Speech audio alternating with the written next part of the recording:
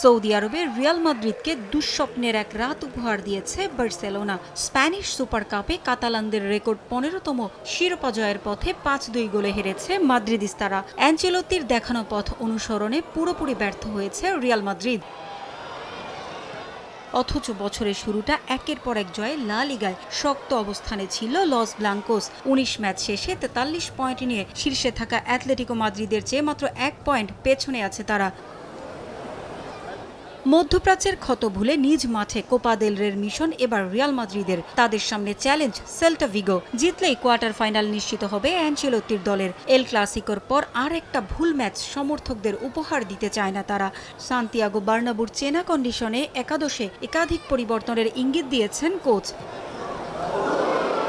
আক্রমণে এমবাপ্পের সঙ্গে থাকবেন আর্দা গুলার ও ব্রাহিম দিয়াজ। অসুস্থ এদোয়ার্দো কামাভিঙ্গা। মাঝমাঠে মদ্রিচেই আস্থা কোচের। লা লিগায় নিষেধাজ্ঞা থাকলেও কোপা দেল রেতে খেলতে পারবেন ভিনিসিউস জুনিয়র। এছাড়াও লম্বা সময়ের জন্য মাঠের বাইরে আছেন দানি কারবাহাল ও এদার মিলিতাও। দীর্ঘদিন পর সমর্থকদের সামনে মাঠে দেখা যেতে পারে ডেভিড আলাবাকে। দু দলের মুখোমুখি পরিসংখ্যানে 35 জয় নিয়ে এগিয়ে আছে রিয়াল মাদ্রিদ, 5 জয় সেল্টা ভিগোর। এদিকে ইপিএলে রাতে সাউদাম্পটনের মুখোমুখি হবে ম্যানচেস্টার ইউনাইটেড। সবশেষ এফএ কাপের তৃতীয় রাউন্ডে হাড্ডাহাড্ডি লড়াইয়ের পর পেনাল্টি শুটআউটে আর্সেনালকে হারিয়ে চতুর্থ রাউন্ডে পা রেখেছে ম্যানচেস্টার ইউনাইটেড। ইপিএলে সাউদাম্পটনের বিপক্ষে ওল্ড ট্রাফোর্ডে জয়ের সে ধারা ধরে রাখার লক্ষ্য তাদের। এফএ কাপে 2 হলুদ কার্ডের কারণে সাউদাম্পটনের বিপক্ষে ম্যাচে খেলতে পারবেন না দিয়াগো দালোত। তার পরিবর্তে একাদশে দেখা যাবে টাইরেল মেলাসিয়াকে। এছাড়াও ফিরছেন আন্দ্রে ওনানা। শুরুর একাদশে থাকার সম্ভাবনা দিয়ালোর।